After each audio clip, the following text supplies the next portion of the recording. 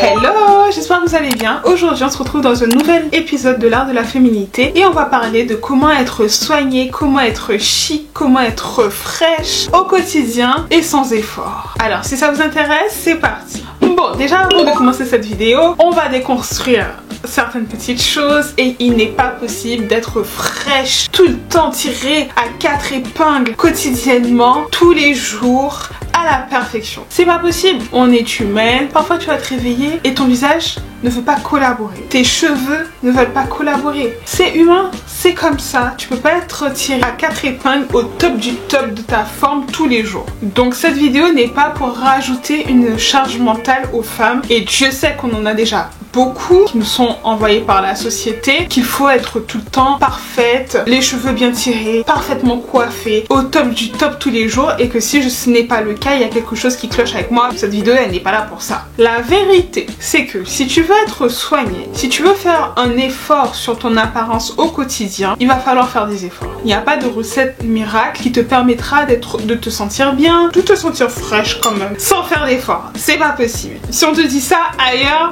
c'est qu'ils sont en train de te mentir. Déjà d'une, c'est pas possible de se sentir au top de sa forme tous les jours. Et ensuite, il faudra faire quelques petits efforts quand même. D'accord? Alors, le maître mot de cette vidéo, c'est l'anticipation. Il n'y a que ça en fait qui va vous aider à faciliter le processus de se préparer, de se make-upper, de se faire belle et se sentir bien dans ses vêtements, dans son corps au quotidien. Le soleil s'est levé, il fait beau, il y a un alignement des planètes en ta faveur. Ok, tant mieux, tant mieux. Mais quand c'est ces jours-là où t'as l'impression que rien ne se passe comme prévu, il y a toujours un petit truc là qui va pas, et ben t'es contente d'avoir déjà anticipé sur ta journée, anticipé sur ta semaine en termes de beauté, en termes de préparation pour te présenter au mieux. Donc deuxième point, l'anticipation, c'est préparer ses tenues la veille pour le lendemain ou le week-end pour toute la semaine par exemple. Donc c'est préparer ses vêtements, préparer ses accessoires, combinaison de vêtements en fonction de mon potentiel mood. Je sais que quand cette semaine du mois arrive, j'aime porter des vêtements qui sont plus larges, j'aime pas être serrée dans un jean, serrée dans une jupe en jean, je déteste tout ce qui est jean de toutes les façons. Troisième, connaître son budget de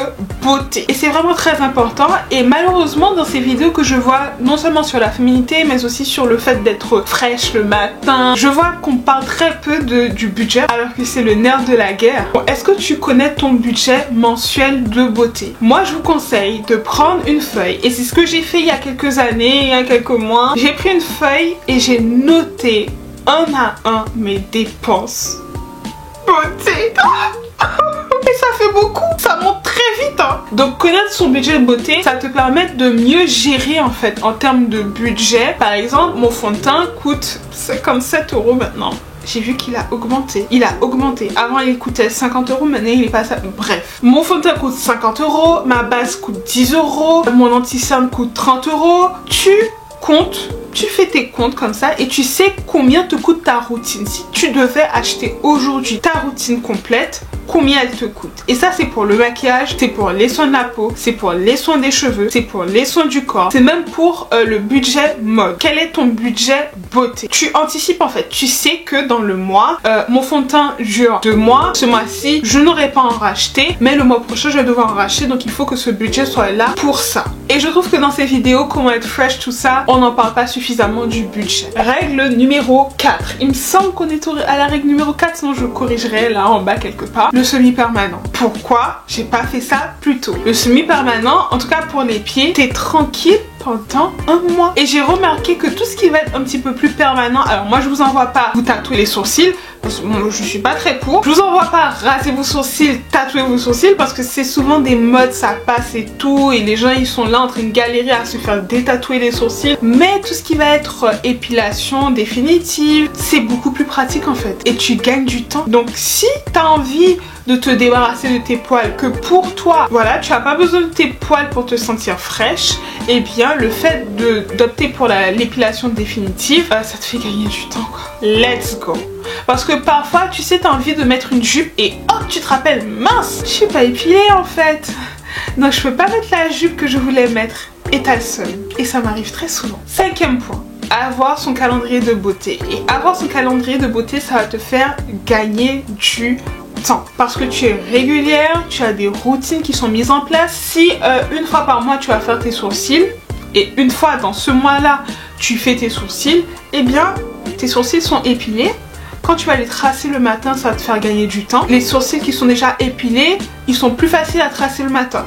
Donc ça te fait gagner du temps. Donc si tu es en retard ou si tu as la flemme ou si c'est ce jour où tu as l'impression que le monde s'est ligué contre toi dès le matin, au moins tes sourcils sont épilés. Donc pour les traces, ça va être plus simple et je vous assure que ça change tout. Et les extensions de cils, mais comment j'ai envie d'essayer ça? Comment ça doit être un gain de temps le matin de ne pas avoir à mettre de mascara? Donc voilà, respecter son calendrier de beauté finalement. Déjà ça te met dans un meilleur mood tout au long de la semaine, tout au long du mois, mais ça te permet aussi de gagner du temps finalement. Quand tu sais que tu dois aller chez ton esthéticienne et que tu es déjà épilé, tu peux mettre la jupe que tu veux en fait. Moi je vous conseille d'avoir des petits rangements comme ça. Ça peut être un panier, ça peut être un rangement à tiroir comme le mien, vraiment comme vous préférez, mais ayez votre routine déjà prête, déjà organisée. Je sais que le premier étage c'est tout ce qui va être anti-cerne et poudre. Je mets de l'anti-cerne et je poudre et c'est terminé. Deuxième étage, généralement ça va être tout ce qui va être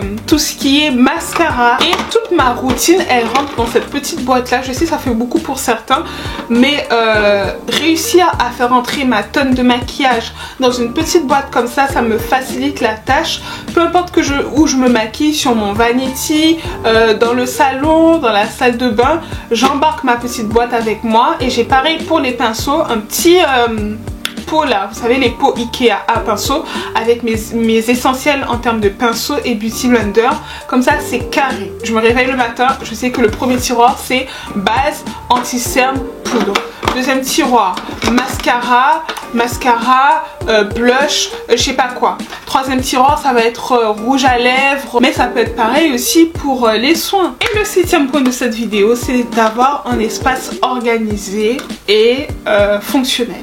Ça rejoint un peu le point que j'étais en train de dire avant, mais n'hésitez pas à vous faire un petit coin beauté, un petit vanity, une petite coiffeuse avec tous vos essentiels ou tous vos produits rangés à la même place et tout est en ordre et tout à sa place.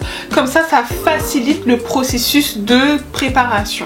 En fait, cette vidéo, c'est comment faciliter son processus de préparation le matin ou quand tu as un date ou quand tu sors, peu importe, pour se faciliter la tâche. Comme ça il y a un enchaînement, il y a un ordre et tout s'enchaîne, t'as pas besoin de réfléchir, t'as pas besoin de trop penser. Tu suis. Enfin là, cette vidéo est maintenant terminée, j'espère qu'elle vous aura plu. N'hésitez pas à me dire en commentaire ce que vous en pensez. Est-ce que vous avez d'autres astuces, d'autres conseils à partager à la communauté pour qu'on puisse améliorer, rentabiliser ou rendre plus efficace la préparation le matin pour être de sa forme fresh. Donc n'hésitez pas à me dire tout ça en commentaire. Abonnez-vous si ce n'est pas encore fait, c'est juste là. Et puis par la même occasion, vérifiez que vous avez bien activé la petite cloche pour être informé à chaque fois que je poste une nouvelle vidéo. Rejoignez-moi sur Instagram, sephora.dreams, parce que c'est là que je suis le plus souvent active. Et puis en attendant, croyez en vos rêves, aimez-vous. Moi je vous aime, je vous retrouve dans une prochaine vidéo. Ciao!